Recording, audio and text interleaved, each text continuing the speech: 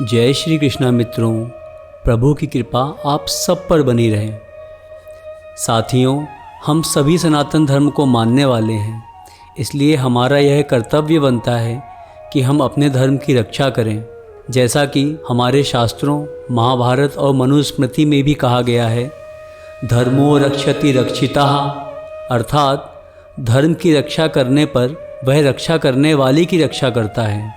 इसलिए पहले हमें धर्म की रक्षा करनी है, उसके बाद धर्म हमारी रक्षा करेगा। तो यदि हमें प्रभु ने इतना सक्षम बनाया है कि हम किसी की तन मन तथा धन किसी भी माध्यम से सहायता कर सकें, तो ज़्यादा नहीं लेकिन आसपास जो भी हमारे भाई बहन रहते हैं, हमें उनके दुख उनकी परेशानियों में उनके साथ खड़े रहना चाहिए और मन में यह आकांक्षा भी नहीं रखनी चाहिए कि इसके बदले में वो हमसे धन्यवाद भी कहेंगे। इस तरह से की गई सहायता हमारी भगवत प्राप्ति में सहायक होगी, क्योंकि हम उन्हें मनुष्य मानकर नहीं अपितु भगवान मानकर उनकी सेवा कर रहे होंगे।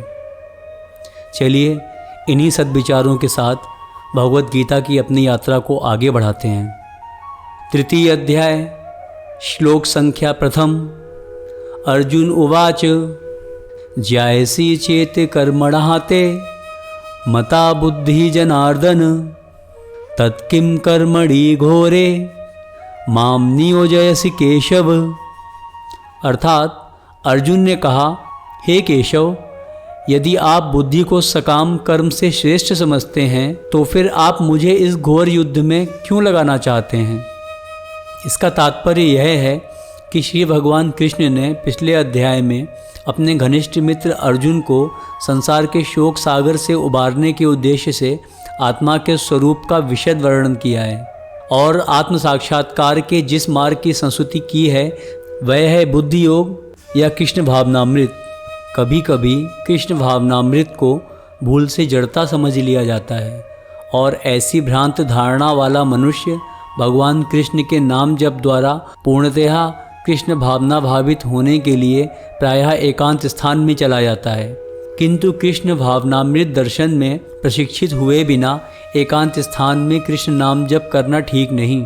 इससे अबोध जनता से केवल सस्ती प्रशंसा प्राप्त हो सकेगी।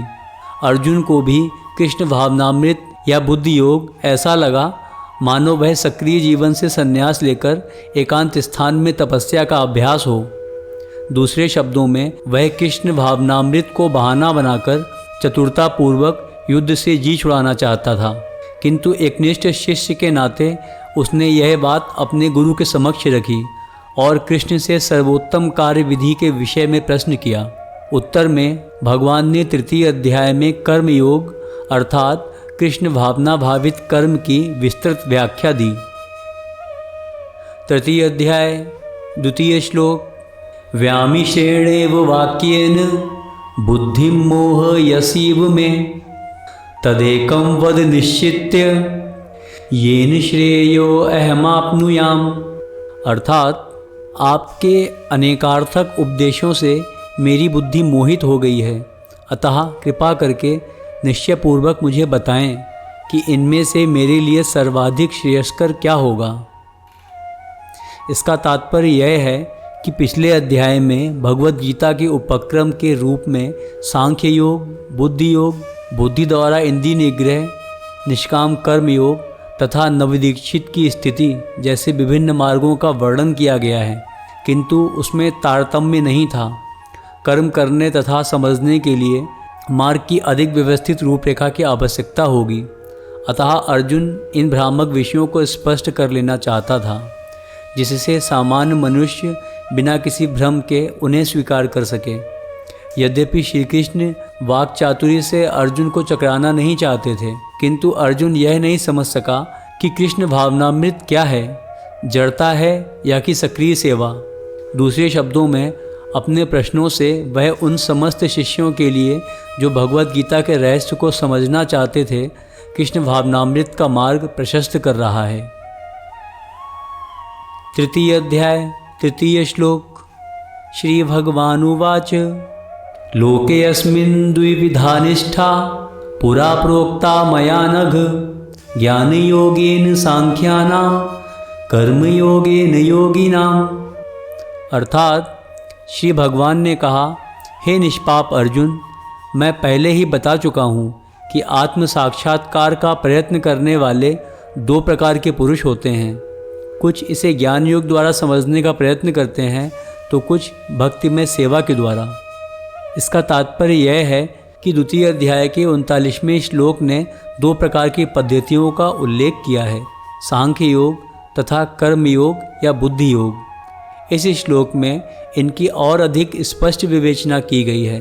सांख्य योग अथवा आत्मा तथा पदार्थ की प्रकृति का वैश्लेषिक अध्ययन उन लोगों के लिए है जो व्यावहारिक ज्ञान तथा दर्शन द्वारा वस्तुओं का चिंतन एवं मनन करना चाहते हैं। दूसरे प्रकार के लोग कृष्ण भावनामृत में कार्य करते हैं, जैसा कि द्वितीय अध्याय के 61वें श्लोक में बताया गया है। 39वें श्लोक में भी भगवान ने बताया है कि बुद्धि योग या कृष्ण भावनामृत के सिद्धांतों पर चलते हुए मनुष्य कर्म के बंधनों से छूट सकता है तथा इस पद्धति में कोई दोष नहीं है। 61वें श्लोक में इसी सिद्धांत को और अधिक स्पष्ट किया गया है कि बुद्धि योग पूर्णतया परम ब्रह्म विशेषतया कृष्ण पर आश्रित है और इस प्रकार से समस्त इंद्रियों को सरलता से वश में किया जा सकता है। अतः दोनों प्रकार के योग धर्म तथा दर्शन के रूप में अन्योन्याश्रित हैं। दर्शन विहीन धर्म मात्र भावुकता या कभी कभी धर्मांधता है और धर्म विहीन दर्शन मानसिक उहापोह है। अंतिम लक्ष्य तो श्री कृष्ण है, क्योंकि जो दार्शनिक जन परम सत्य की खोज करते रहते हैं वे अंततः कृष्ण भावनामृत को प्राप्त होते हैं। इसका भी उल्लेख भगवद गीता में मिलता है। संपूर्ण पद्धति का उद्देश्य परमात्मा के संबंध में अपनी वास्तविक स्थिति को समझ लेना है। इसकी अप्रत्यक्ष पद्धति दार्शनिक चिंतन है, जिसके द्वारा क्रम से कृष्ण भावनामृत तक पहुंचा जा सकता है। प्रत्यक्ष पद्धति में कृष्ण भावनामृत में ही प्रत्येक वस्तु से अपना संबंध जोड़ना होता है। इन दोनों में कृष्ण भावनामृत का मार्ग श्रेष्ठ है, क्योंकि इसमें दार्शनिक पद्धति द्वारा इंद्रियों को विमल नहीं करना होता। कृष्ण भावनामृत स्वयं ही शुद्ध करने वाली प्रक्रिया है और भक्ति की प्रत्यक्ष विधि सरल तथा दिव्य होती है। तृतीय अध्याय 4 श्लोक। न कर्मणामनारम्भात् नैष्कर्म्यं पुरुषोऽश्नुते न चासन्न्यसनादेव सिद्धिं समधिगच्छति। अर्थात ना तो कर्म से विमुख होकर कोई कर्म फल से छुटकारा पा सकता है और न केवल संन्यास से सिद्धि प्राप्त की जा सकती है। इसका तात्पर्य यह है कि भौतिकतावादी मनुष्यों के हृदयों को विमल करने के लिए जिन कर्मों का विधान किया गया है उनके द्वारा शुद्ध हुआ मनुष्य ही संन्यास ग्रहण कर सकता है। शुद्धि के बिना संन्यास ग्रहण करने में सफलता नहीं मिल पाती। ज्ञान योगियों के अनुसार संन्यास ग्रहण करने अथवा सकाम कर्म से विरत होने से ही मनुष्य नारायण के समान हो जाता है, किंतु भगवान कृष्ण इस मत का अनुमोदन नहीं करते। हृदय की शुद्धि के बिना संन्यास सामाजिक व्यवस्था में उत्पात उत्पन्न करता है। दूसरी ओर यदि कोई नियत कर्मों को ना करके भी भगवान की दिव्य सेवा करता है तो वह उस मार्ग में जो कुछ भी उन्नति करता है उसे भगवान स्वीकार कर लेते हैं, जिसे बुद्धि योग कहते हैं। स्वल्पमप्यस्य धर्मस्य त्रायते महतो भयात्। ऐसे सिद्धांत की रंच मात्र संपन्नता भी महान कठिनाइयों को पार करने में सहायक होती है। तृतीय अध्याय 5 श्लोक।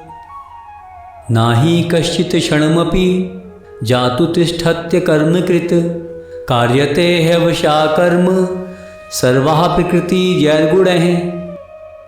अर्थात प्रत्येक व्यक्ति को प्रकृति से अर्जित गुणों के अनुसार विवश होकर कर्म करना पड़ता है।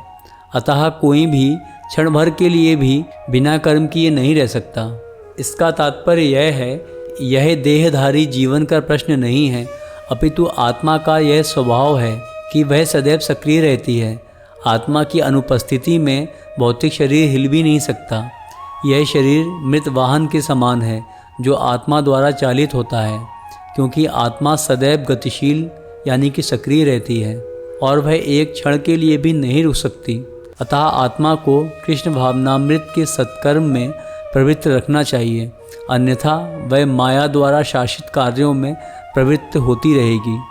माया के संसर्ग में आकर आत्मा भौतिक गुण प्राप्त कर लेती है और आत्मा को ऐसे आकर्षणों से शुद्ध करने के लिए यह आवश्यक है कि शास्त्रों द्वारा आदिष्ट कर्मों में इसे संलग्न रखा जाए।